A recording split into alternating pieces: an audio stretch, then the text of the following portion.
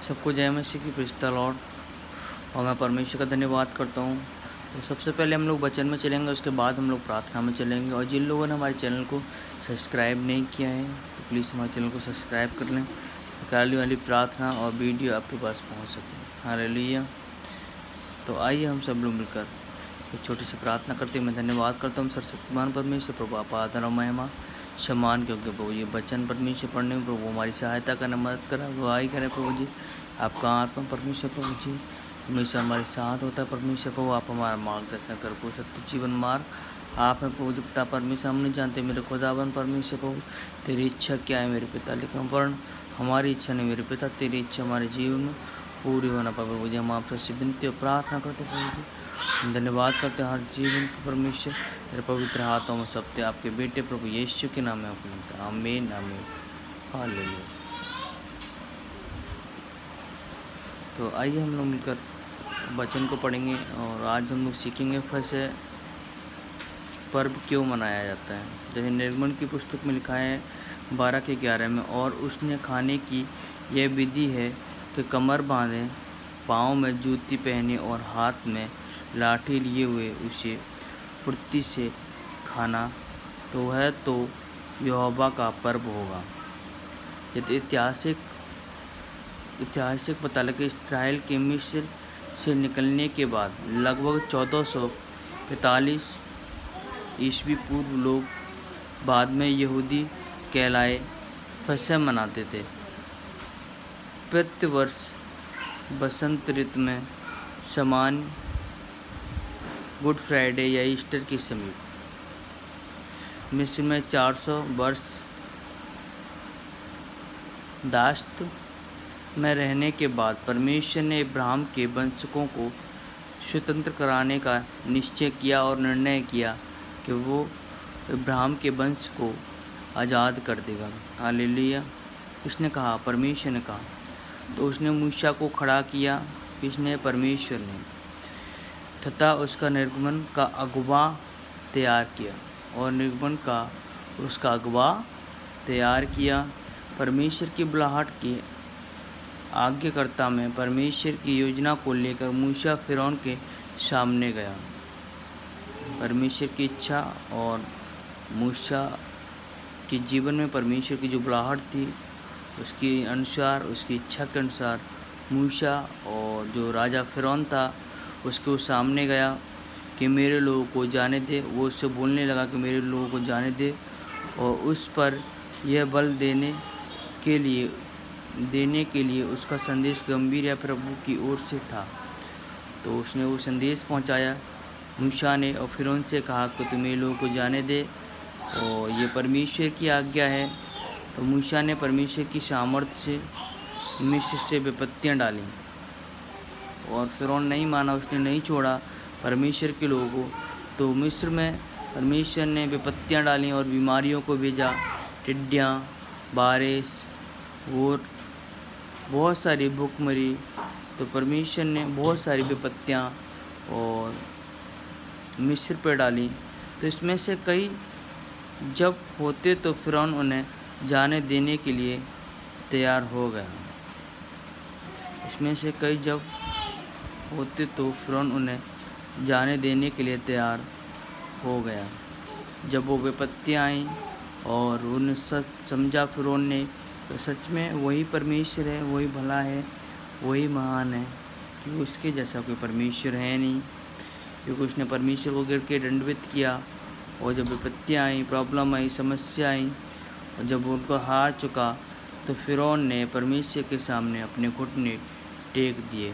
फिर फिरौन ने उनके लोगों को जाने दिया। जब विपत्तियाँ अठा ली जाती हैं तो वह मुकर जाता है, और वो क्या करता है? फिरौन फिर से मुकर जाता है। विपत्तियाँ चली जाती हैं, परेशानियाँ, बीमारियाँ चली जाती हैं। तो जब 10 विपत्ति परमेश्वर ने भेजी तो अंतिम थी, अंतिम का समय आ गया, और जो मिस्र के सामने और कोई विकल्प ना छोड़ी, केवल इसके इस्राएलियों को निकाल दे। परमेश्वर ने नाश करने वाले एक स्वर्गदूत को समस्त मिस्र में भेजा है। परमेश्वर ने पता है एक नाश करने वाले स्वर्गदूत को समस्त खुद उसने मिस्र में भेजा है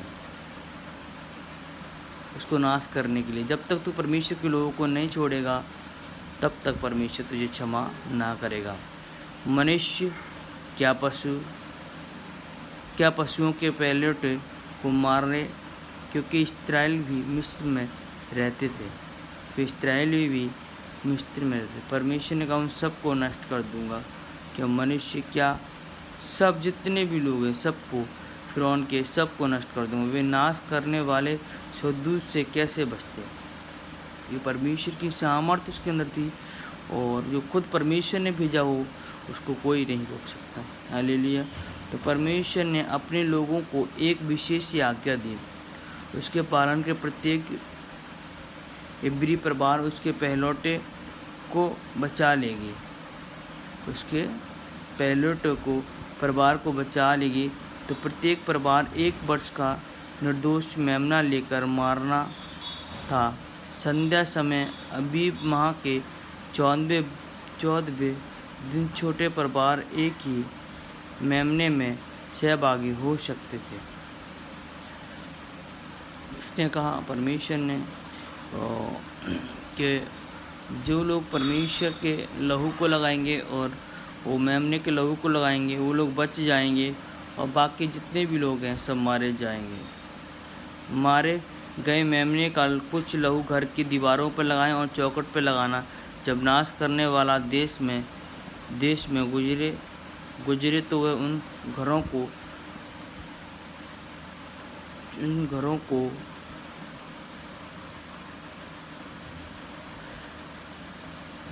को छोड़कर निकल जाएगा जिसकी चौखट पर परमेश्वर के मेमने का लहू होगा। इसीलिए फसह अंग्रेजी में पासओवर और इब्रानी पिशाह से निकलता है, अर्थात कूद जाना, में गुजर जाना या छोड़ देना। इस प्रकार मारे गए मेमने के लहू के द्वारा इस्राएली को मृत्यु दंड से बच गए। जब उन्होंने परमेश्वर के मेमने का लहू लगाया वो लोग बच गए। जब स्वर्गदूत उनका आया तो परमेश्वर के स्वर्गदूत ने उनको छोड़ दिया और बाकी सबको नष्ट कर दिया। तो मिस्रियों के पहलौठे पर आया और परमेश्वर ने लहू के चिन्ह की आज्ञा दी, इसीलिए नहीं कि इसके अतिरिक्त वह इब्री एवं मिस्र के अंत पर पाता, परंतु इसीलिए कि वह अपने लोगों को आगे करता तथा लहू छुटकारा को सिखाना चाहता था कि परमेश्वर के मेमने के लिए तैयारी कर सकें, जो सदियों बाद जगत में पाप को उठा ले जाएगा। जो यूहन्ना 1:29। वो प्रभु यीशु मसीह के बारे में बात करें, वो इसीलिए तैयारी कर सकें कि आने वाले समय में जब प्रभु यीशु मसीह आएंगे वो उस परमेश्वर का मेमना आएगा, उसको बलिदान किया जाएगा, तब उसके लिए वो तैयारी कर सकें और एक मजबूत बन सके। जैसे यूहन्ना 1:29 में लिखा है, आप लोग पढ़ सकते हैं। तो उस विशेष रात को इस्राएलियों को वस्त्र आदि पहनकर जाने के लिए तैयार रखना था। उन्हें आज्ञा दी गई कि परमेश्वर का मेमना भुने और उगाने नहीं तथा कड़वे। उस विशेष रात को इस्राएलियों को वस्त्र आदि पहनकर जाने के लिए तैयार रहना। उन्हें आज्ञा दी गई कि मेमने को भुने वाले नहीं तथा कड़वे सागपात बनाएं अख़मीरी रोटी के साथ। जब रात आई तो उन्हें भोजन करने के लिए तथा शीघ्रता के जाने के लिए तैयार रखना। जब मिस्री आए तो उनके देश निकल जाने के लिए विनती करें कि सब कुछ वैसा ही हुआ जैसे प्रभु ने कहा था। हालेलुया। जैसे परमेश्वर ने कहा था वो वैसा ही हो गया। हालेलुया। जैसे निर्गमन की पुस्तक 12:29-36 में लिखा है, 12 के 29 और 36। तो हम लोग पढ़ेंगे, 1 मिनट अगर मिलेगा हमें तो 1 मिनट हम लोग पढ़ते हैं, इसको सीखेंगे। देखो, ऐसा हुआ कि आधी रात में कोई यहोवा ने मिस्र के देश में सिंहासन पर विराजने वाले फिरौन से लेकर गड्ढे में पड़े हुए बंधुओं तक सबके पहलेटों को, वर्ण पशुओं तक के सब पहलेटों को मार डाला।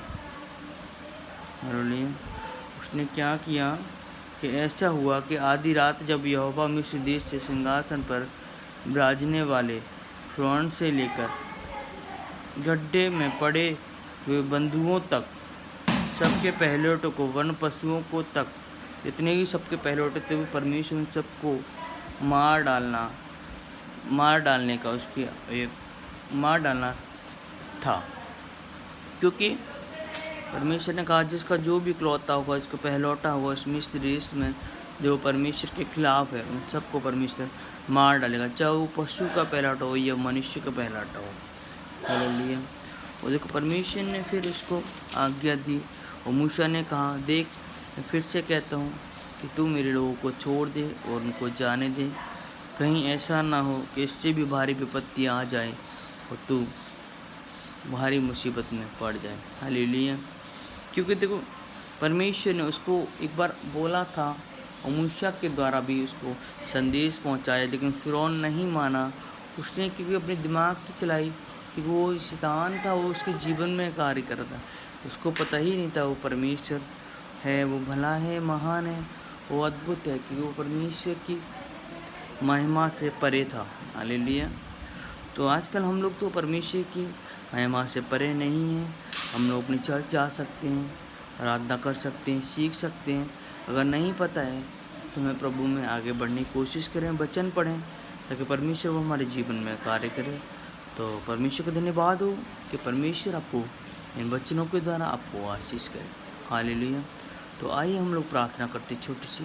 मैं धन्यवाद करता हूँ परमेश्वर प्रभु यीशु नासरी जी, आपने पिता परमेश्वर प्रभु, ये परमेश्वर हमें समय दिया प्रभु, आपने हमने वचन को पढ़ा प्रभु जी, हम उसके लिए धन्यवाद करते मेरे खुदा, मेरे पिता। आप आदर और महिमा सम्मान क्योंकि मेरे खुदावन परमेश्वर प्रभु, मेरे खुदावन परमेश्वर प्रभु, जैसे परमेश्वर प्रभु आपने मूसा के लोगों को, अपने लोगों को परमेश्वर मिस्र देश से छुड़ाया प्रभु जी, उसी प्रकार मेरे पिता आप हमें हमारे पापों से हमें छुड़ाएं प्रभु, हमारी सहायता करें, मदद करें प्रभु जी। हम आपसे ऐसी विनती और प्रार्थना करते प्रभु। और जितने लोग मेरे खुदावन परमेश्वर मुझे देख रहे हैं प्रभु,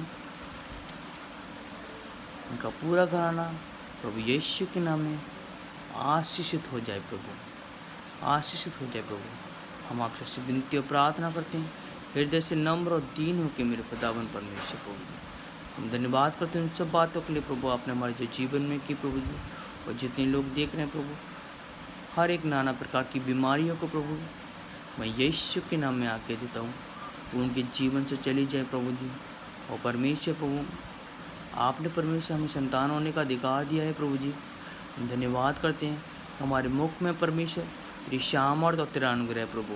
तेरे वचन में लिखा है कि जब हम परमेश्वर वचनों को पढ़ते हैं तो तेरी आत्मा को में होकर परमेश्वर हम आपसे बातें करते हैं प्रभु जी। हम धन्यवाद करते हैं, अपने रूह में, अपनी आत्मा में, अपने अनुग्रह में, अपनी शक्तियों में परमेश्वर हमें ढाल प्रभु। अपने मन की आँखें हमें दे प्रभु जी, अपना हृदय दे, अपना ज्ञान हमें दे प्रभु जी, हमें भरपूर कर प्रभु। तेरी सेवकाई में परमेश्वर हम लोग मजबूत होना पाएँ प्रभु जी, उन सारी अंधकार की शक्तियों को प्रभु हम हरा सकें प्रभु, और तेरे नाम की महिमा इस जगत में लोगों में पूरी कर सके प्रभु जी। आपके बेटे प्रभु यीशु के नाम होकर मांगते हैं, आमीन आमीन आमीन। हालेलुया। सबको जय मसीह की। God bless you. प्रभु आप सबको आशीष दे।